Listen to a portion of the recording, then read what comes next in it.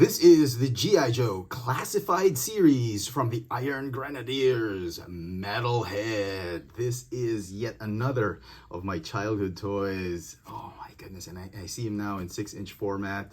Just brings back so much memories. Fantastic new box. It's now done in almost all black packaging. Great artwork. He's looking pretty cool. I picked up this figure from Amazon.com. Let's get this guy out of packaging. Range 200 yards and close. Bang! Bang! And here is Metalhead out of the box. And boy, look at this guy. Look how much loadout he has. I love these effects on the rockets. He's got 2 guns. The sculpting on this figure is absolutely incredible. He takes you back to the old 80s G.I. Joe, the Iron Grenadiers. I mean, I had every single Iron Grenadier figure and vehicle. Growing up as a kid, I loved this team, sub-team of Cobra, but oh man, I don't know if I can collect every single Iron Grenadier with the classified series, but man, if this is a very, very, very strong start for the Iron Grenadiers, and they couldn't have picked a more perfect figure to begin the subline. It feels like the figure is in motion, yeah, with all these rockets and even the way he poses. Oh man, absolutely loving this figure. Let's take a closer look at the details of this new classified series, Metalhead. Head to toe, the figure stands at about 16¼ centimeters tall, or about 6 1/3 inches tall. For comparisons, here he is with his boss, Destro. This is the first ever released version of the classified series, Destro. I think it's still the best Destro we've gotten. And he's about he's a little shorter than Destro, about 2 millimeters. The figure, being a deluxe figure, comes with a ton of accessories. Let's start with these rockets. I mean, come on. I'm getting a sort of Centurion's Power Extreme kind of vibe to this. Like,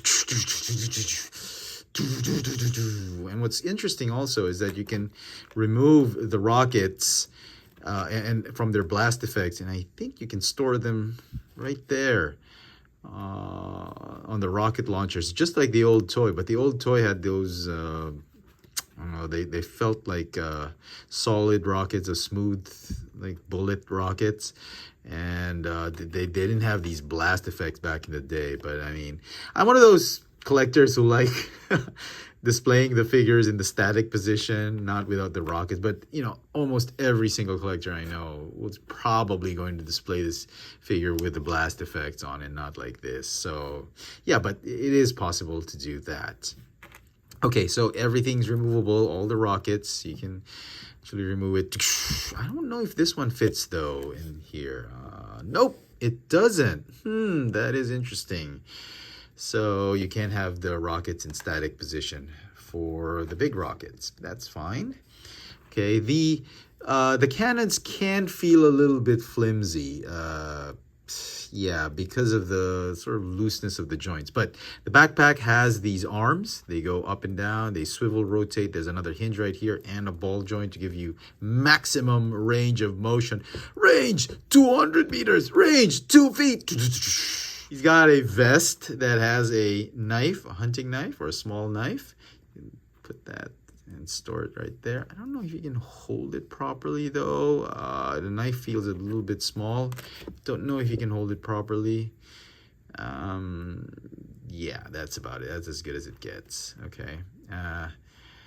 The knife is on that vest with the blast shield, soft PVC material. The backpack is removable. One of the annoying things about this figure are these hoses. They just do not, either they don't want to stay on, or they are like an absolute pain to plug in. Like these parts right here, there's a very, very tiny hole. I had to shave off a bit of the hose just to have it plugged in. That was so annoying. I wish they had gone back to the old those rubberized hoses, but I think this looks much better. It fits the more modern look on Metalhead, so that's fine. Let's talk about the weapons, the automatic weapons that he has.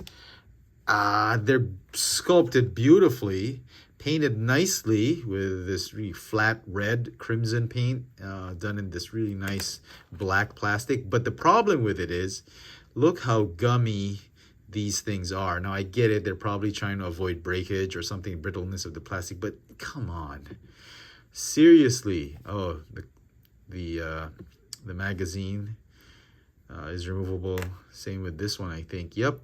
But I mean, just the gumminess of it. That was one of the turnoffs I had with low light. I mean, I'm sure you could 3D print your own version. Third-party companies have their own, but I mean, come on, Hasbro. I think we're way past this. The rocket launchers are removable if you wanted to, so you can have him just with the vest and the pegs, just like the original toy. I love this new redesign. It's less bright colors. I love this sort of neutral gray, dark gray, and muted red. I really like the way he looks, a more modern look to him. Now, here's the interesting bit. He's got this really cool feature for the head sculpt. As you can see, he's got the original head sculpt with the goggles on. This is how he looked like on the show. And even the toy. The toy had shorter hair though, but this one he looks like a rock star or a wrestler. So you can remove the hair.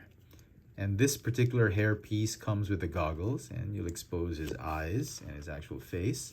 You can replace it with hair that doesn't have the goggles. That's fine too. It kind of looks like a thin version of Mick Foley, but yeah, or Diesel. Also, you can remove both hair pieces and replace it with this.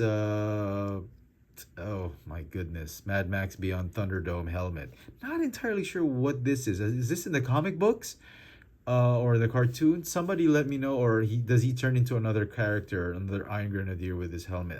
I can't remember. I know I had all the Iron Grenadiers, but does he look like Voltar? Or somebody let me know, please. I've been trying to research it, and I've been very bad at finding any answers on the internet. So yeah, he does look cool. You could actually put him on a motorbike, and yeah, it would actually fit well. Could be like a dreadnought, maybe disguised as a dreadnought, but yeah, pretty cool. So, but this is my favorite out of all the hair pieces, the one with the goggles, obviously, because that's the one that really, that's how we know him with his track. Range 2 feet. He was so funny on the show. And definitely one of my favorite Iron Grenadiers. Now, articulation for the figure, the neck is on a ball joint, triple ball joint here, ball joint midsection, ball joint at the base of the neck. You got a ball jointed waist. You got ab crunch.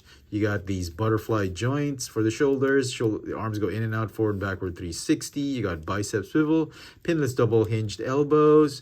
Wrists go swivel, and they go up and down.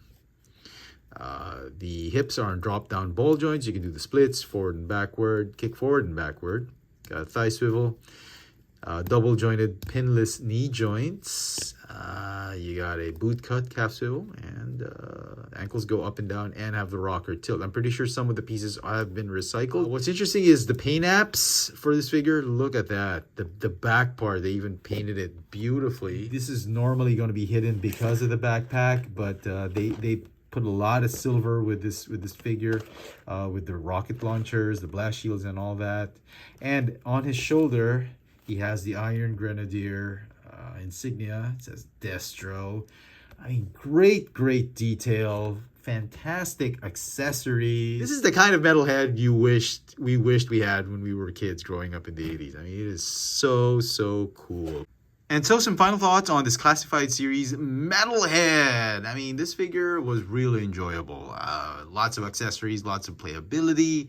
I did find the coupling hoses a little bit annoying. There's some gumminess with the figure. Those pegs, those ball joint pegs, they have stress marks already early on in playing with the figure. I mean, the guns were made of gummy plastic. It's that gumminess, that kind of looseness that kind of brings this figure down for me. But the overall look, I love the modern take on this figure. I love the interchangeable hair and helmet. I mean, those blast effects on the rockets. Really, when you display this figure, he feels like he's in motion with that flowing hair, those rocket boosters. I mean, it is really, really one of those figure that is going to be fun to display and fun to play with. I mean, you get your money's worth with this deluxe class figure or deluxe set figure. Is it a perfect figure for me? I'm gonna have to say no.